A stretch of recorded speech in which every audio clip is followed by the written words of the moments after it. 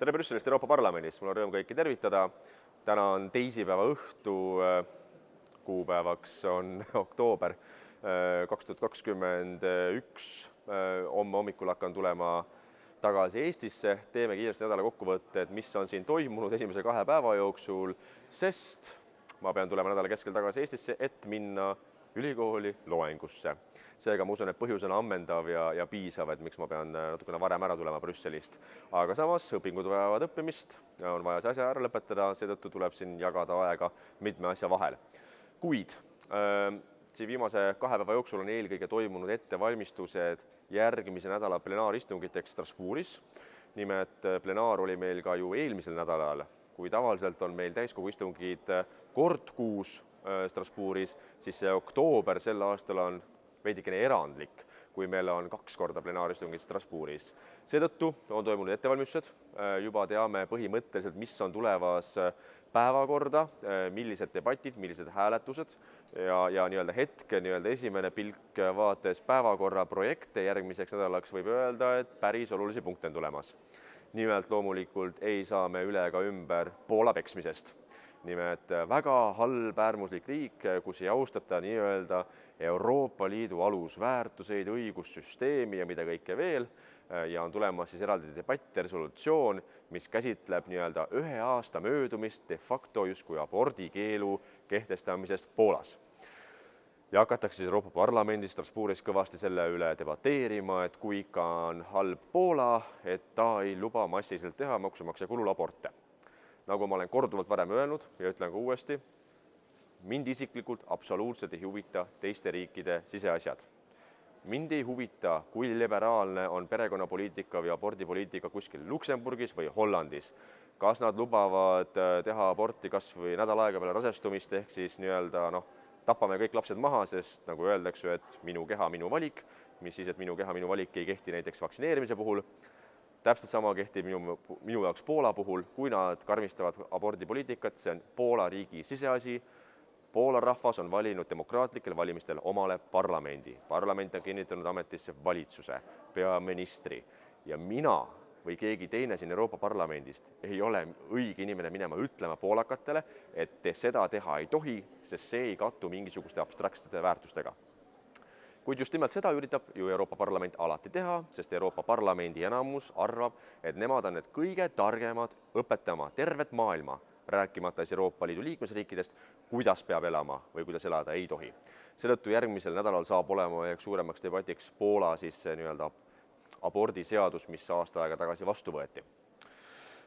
Teiseks on tulemas kindlasti arutelud õigusriigi olukorra üle tõenäoliselt, sest kes on meediat jälginud, ma olen ka selle kohta kirjutanud sotsiaalmeedias oma Facebooki lehel, et kuidas ära tunda propagandat, valepropagandat massimeedias. Kuidas kahest uudiseid Postimees või Delfi või isegi Aktuaalne Kaamera, siis üheks propagandaks on loomulikult see, kui käsitleti Poola ülemkohtu otsust, mis käsitles Euroopa Liidu õigussüsteemi ja Euroopa Liidu aluslepingute teatud punkte, mida ei saavat ühildada samaaegselt Poola põhiseadusega. Ja mis siis selle peale järgnes? See oli 2-3 päeva tagasi ja nüüd see asi hakkab siin kerima konfliktiks Euroopa Liidus sees ja ka Euroopa Parlamendis.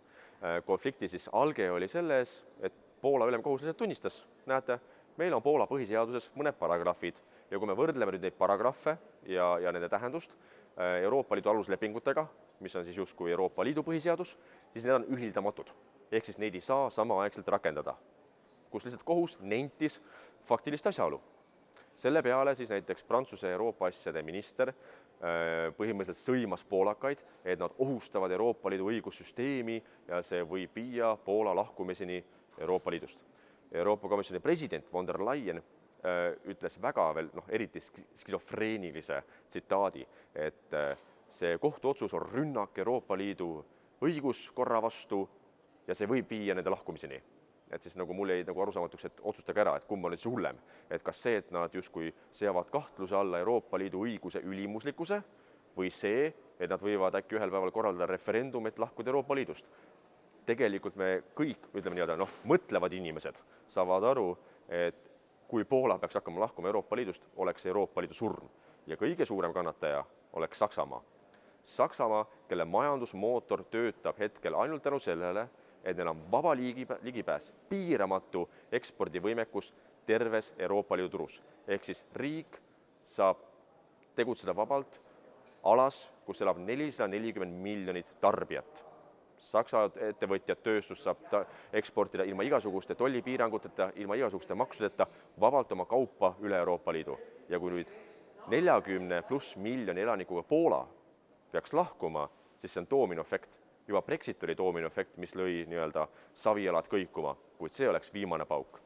Kuid loomulikult me saame aru, et Poola ei hakka täna kuskile lahkuma ja ei ole ka põhjus selleks, sest fritsud ei pea ähvardama poolakaid, kuidas elada tuleb. Paneme siis vastu, ütleme fritsudele, et ärge toppige oma nina meie siseasjadesse. Ja milles see propaganda Poola puhul oli eelkõige selles, et Poola ülemkohus ju ei öelnud, et kuidas tuleb hakata nüüd siis Euroopa Liidu õigust rakendama. Nad ei öelnud, et tuleb muuta Poola põhiseaduse mingit paragrahve või et tuleb lahkuda Euroopa Liidust. Seda absoluutselt mitte, see ei ole ka kohtuasi, vaid nad lihtsalt nentisid olukorda. Nüüd, mis saab edasi, on juba poliitiline otsus. See on poliitiline otsus valitsusele, Poola parlamendile, et kas siis selleks, et viia kooskõlla Poola põhiseaduse teatud paragrahvid Euroopa Liidu aluslepingutega, kas siis nüüd tuleb muuta Poola põhiseadust, kas tuleb hakata läbirääkimisi näiteks Euroopa Komisjoniga, et saada teatud erandeid, näiteks väga palju erandeid on Taanil, väga mitmed erandid on Rootsil, muidugi Eesti oli ainuke loll 2004. aastal, kes liitus Euroopa Liiduga ilma ühegi erandita, lihtsalt saaks aga ruttu pea ees liitu, ilma et me mõtleksime, et äkki meil on mingid valdkondi, mida me tahaksime kaitsta eranditega. Aga et kas Poola siis sooviks saada mingeid erandeid, hakata läbi rääkima või siis tõesti hakata mõtlema lahkumise peale, see kõik on poliitiline otsus, millest mitte ühtegi sõna ei rääkinud Poola ülemkohus, kuid kogu meedia üle Euroopa loomulikult kuvas propagandistlikult ja valelikult seda, et poolakad justkui nüüd ründavad Euroopa Liidu õiguskorda. Lühidalt ma lihtsalt mainin seda, et näiteks 2003. aastal, kui toimusidki referendumid nii Eestis kui Poolas liitumaks Euroopa Liiduga, siis nendel referendumitel ja nendel kampaaniatel enne referendumit, kui palju tegelikult räägiti sellest, et mida toob endaga kaasa õiguslikult Euroopa Liiduga liitumine.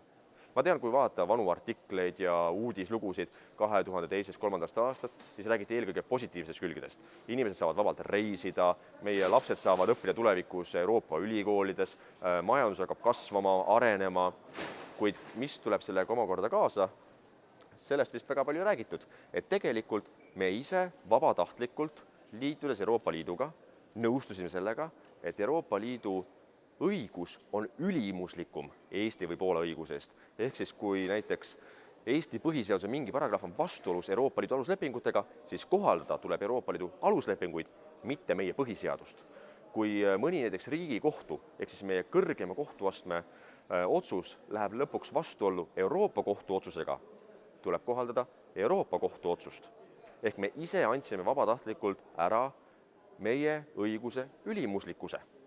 Ja sellele praegu mängivadki nii Euroopa Komisjon, Euroopa Kohus, kõik globalistid, föderalistid, kes räägivad sellest, et te ei tohi kahtluse alla seada Euroopa Liidu õiguse ülimuslikkust. Ja mina ütlen selle vastu, tohib küll. Muutuvad ajad, muutuvad riigid, muutub Euroopa Liit. See Euroopa Liit ei ole enam see, mis ta oli 2003 või 2004 aasta.